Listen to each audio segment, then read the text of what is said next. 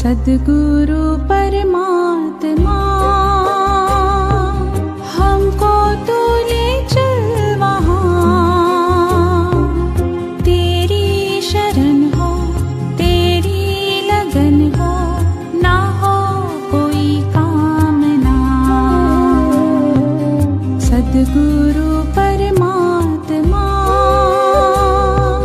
हमको तू ले चल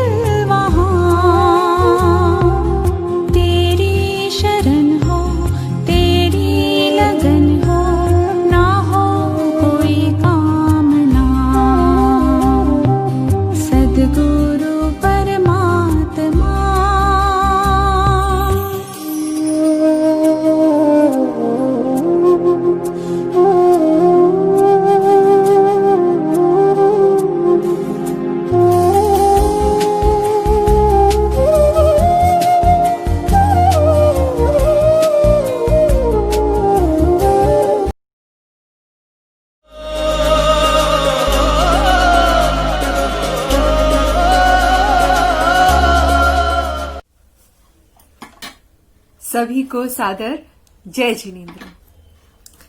महासती चंदन बाला की कथा की कल हमने एक सामान्य भूमिका सुनी। अब आगे की कथा। सील शिरोमणि सती चंदना, जिन शासन में हुई महान, आओ सुनाए गौरव गाथा, गाता जो इतिहास पुराण।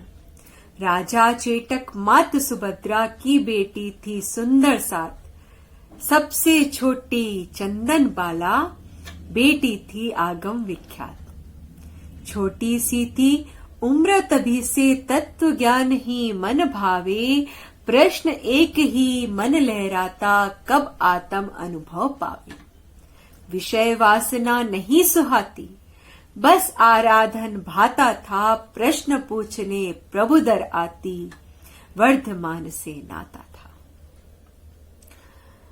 चंदन बाला का हमेशा मन वीर कुमार से मिलने, उनसे ज्ञानमयी चर्चा, वैराग्यमयी चर्चा करने को लालायित रहता था।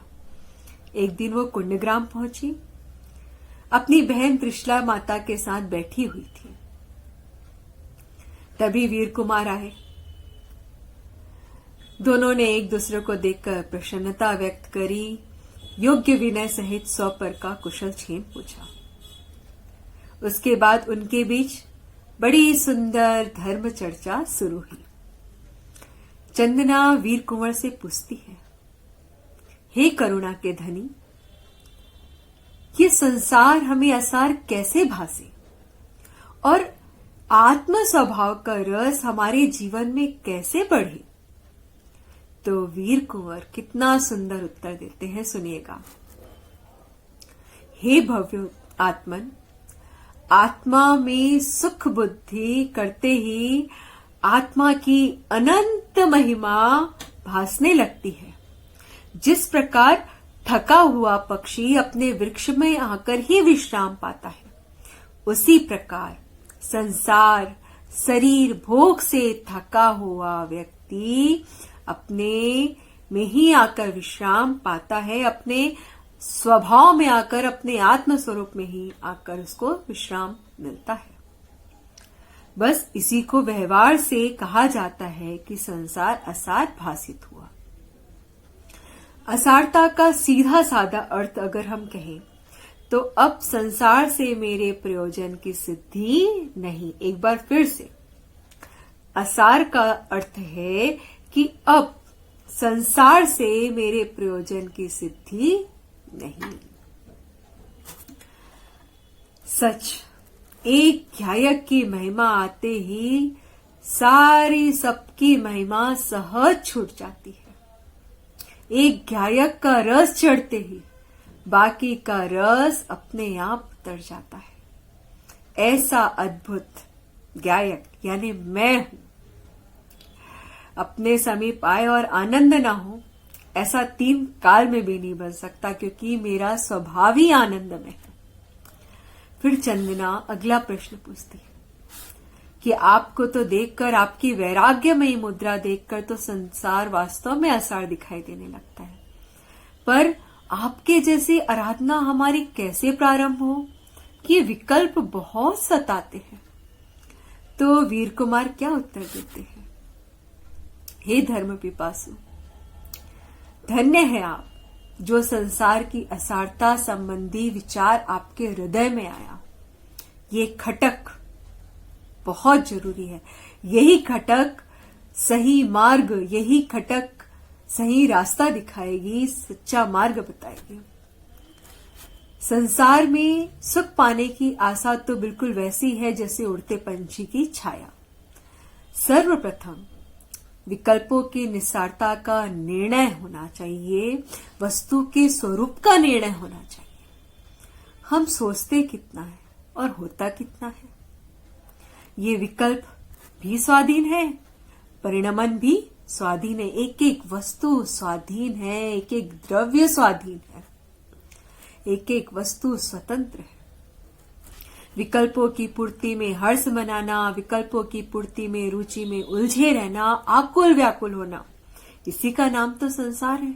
और जबकि विकल्प के अनुसार वस्तु का परिणमन होता नहीं और भूमिका अनुसार विकल्प आए बिना नहीं रहता। तो इस प्रकार विकल्प तो आते जाते रहते हैं, पर उसी विकल्प के काल में ही विकल्प को जानने वाला कौन? ज्ञान। और वो ज्ञान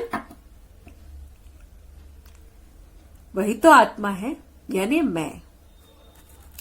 तो अज्ञानता में जिन विकल्पों की मुख्यता भासित होती है, अपने ज्ञायक का अकर्ता स्वभाव समझने के बाद, अपनी प्रभुता समझने के बाद, अपनी पूर्णता समझने के बाद अपने आप क्षीण होने लगती है। उपयोग बारंबार खिसक कर अपनी ओर आने लगता है। इस तरह लौकिक वार्ताओं से रस छूटने लगता है। ज्ञायक की मुख्यता होते ही कब ये सब ओझल हो जाते पता ही नहीं चलता। इस प्रकार एकमात्र ज्ञायक की ऊर्ध्वता से अपने आप विकल्प सहज छूट जाएंगे और चैतन्य चमत्कार, चैतन्य का आनंद का भाव भाषण होने लगेगा।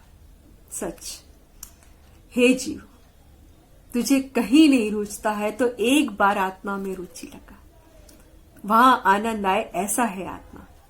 पर शर्त क्या है? हे जीव, तुझे कहीं नहीं रुचता हो तो। कितनी सुंदर धर्म चर्चा।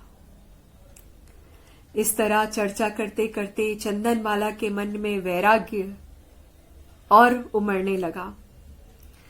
चैतन्य की अपार गंभीर महिमा सुनकर वह भी चिंतन में डूब गई।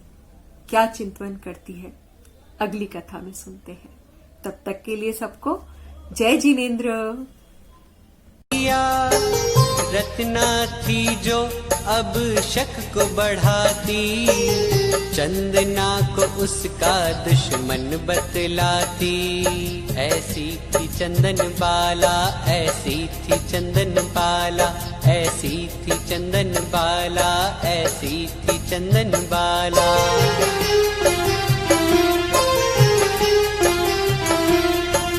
अब तो चंदना को उसने है मारा, अखियों से आंसू आए हाल बेचारा। दुश्मन के जैसा ये राग बढ़ा है, चंदना के लिए पल ये कैसा खड़ा है। एक दिन सेठ जी घर पर आए,